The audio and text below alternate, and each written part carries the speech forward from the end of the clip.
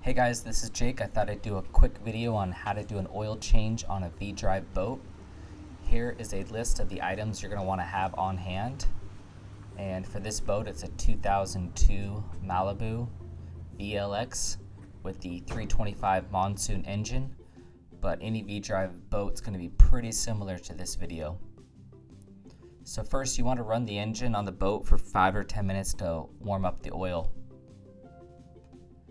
And we'll throw our rubber gloves on here and make sure you have all the supplies before you start this. Make sure you have your oil, the correct filter, Ziploc bag, paper towels, and then I like to use clear containers for the used oil so as they fill up I can see how they're doing, so I don't want to ever have a oil jug overfill. And then that oil suction device right there, if you don't have an oil drain tube on your boat like this one, you'll want to suck the oil out of the dipstick tube. So first thing you want to do is get access to the engine.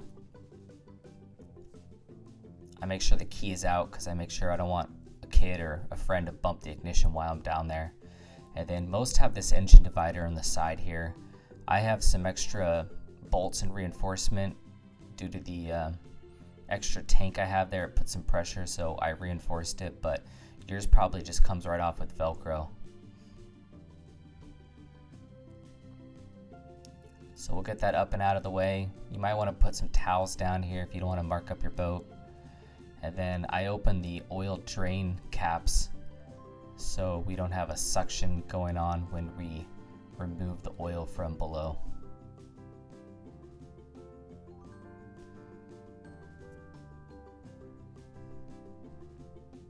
Then I'm lifting the seat out of the way here because this boat actually has an oil drain tube. So that tube right there with the brass fitting, that is the bottom of the engine where the oil drains out. So I'll loosen that up and then I will open the drain plug on the boat, unscrew it, and I'll just slide that through the drain plug.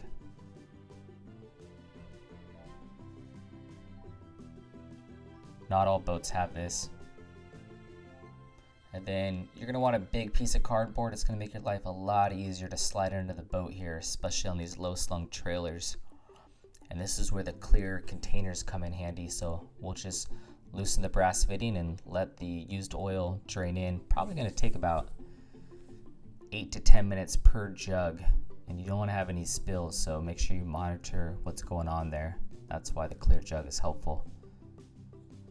So while that's draining, I'll go back upstairs and get a few more things ready while it drains.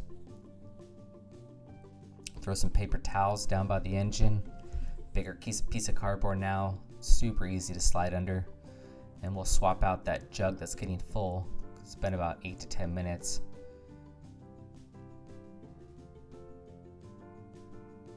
And because the engine had just been run, I took it out in the lake. It comes out a lot faster.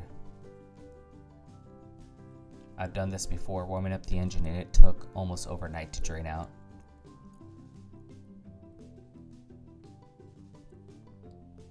Alright, back up top, here's the hard part. You gotta crawl inside the side of the engine bay here, move your ballast bags out of the way, life jackets, all that stuff. And the trick here is you wanna get a large gallon Ziploc bag and get that ready right underneath the oil filter. And I love these strap wrenches. They work super well on these big oil filters. So we'll loosen the filter, and it takes quite a few spins of an oil filter. Can't remember how many, but probably 10 or 15, so it feels like you're spinning it for a while. Some paper towels just in case it drips. And as you spin, the oil filter is just going to drop right into the Ziploc bag. You zip it up and you prevent the big mess that you have if you don't have a Ziploc on hand.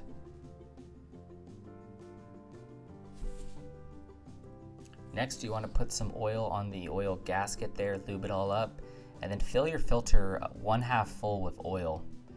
Now you'll see it's kind of hard for my filter to fit into place because it hits the steering cable there, and that's because someone recommended this longer than normal oil filter. If you don't get this extended oil filter, it fits in a lot easier. So I don't think I'll be getting that oil filter next time.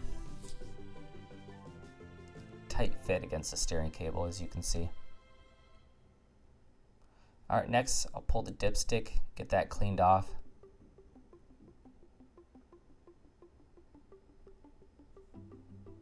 And then just to show you how this works, I don't need it because I drained it from the bottom, but you basically clean off your tube here from the suction device. You don't want to have any dirt or debris because that's going to go inside the engine pretty deep. And you just stick the suction device right down the dipstick as far as it'll take it, and then you pump it a few times and create some suction, and it'll suck the oil right out of the engine. A little bit harder to get all the oil out this way, but it's easier and cleaner if you don't want to have to crawl under the boat. So let's say you got all the oil removed now.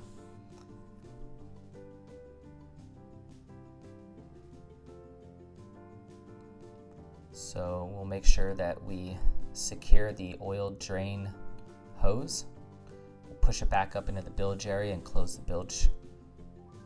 And we put a funnel in the filler and we got the right oil, and now it's time to start filling.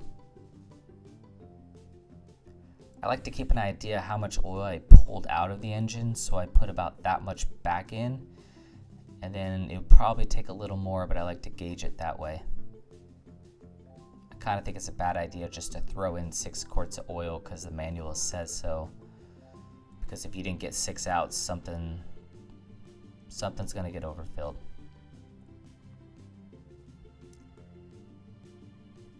I do half and half on one side, half on the other.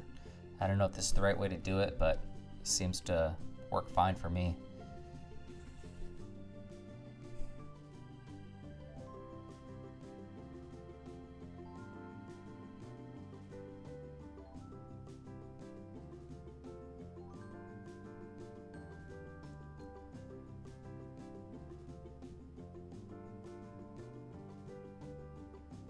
Alright, now we got all the oil in the boat, so we'll tighten up these oil fill caps.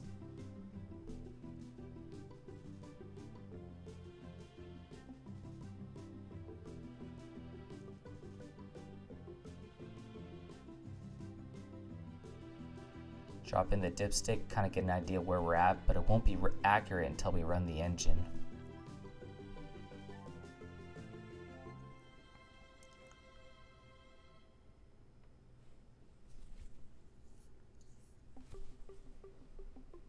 So it looks good there, but as soon as we run the engine, that oil filter is going to suck up some more oil and it's going to drop down a little more. So you really do have to run the engine, find out where the level is, and then top it off from there.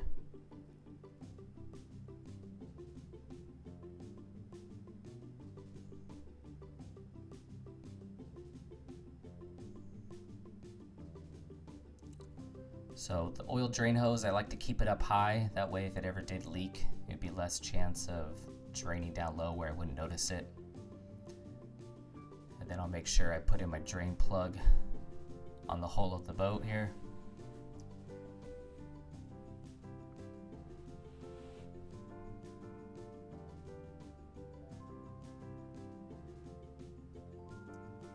Nice and hand tight.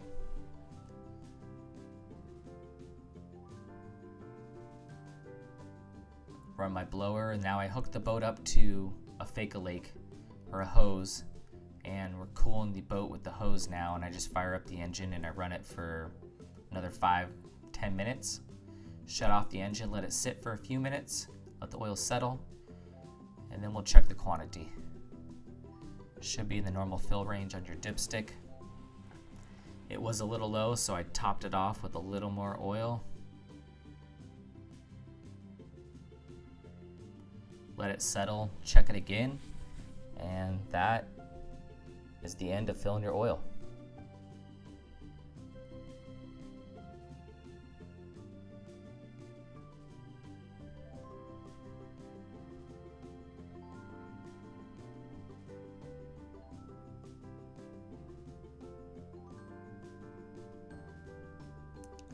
Alright, so now we just got to put our engine divider back. A lot of them will have an angled cut so that they fit in here because they're kind of hard to get back in sometimes. So we'll slide it in that track there.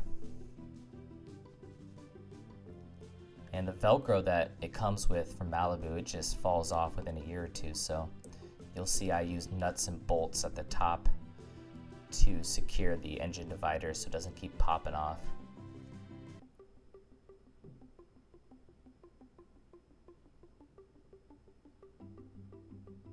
So I just put these bolts through with some wing nuts.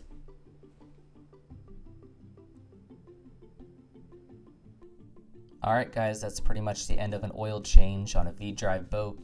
If you like this video, please remember to give me a thumbs up, subscribe on the button I put on the screen here, and I'll keep making these videos to help you out. And we'll see you guys out on the water.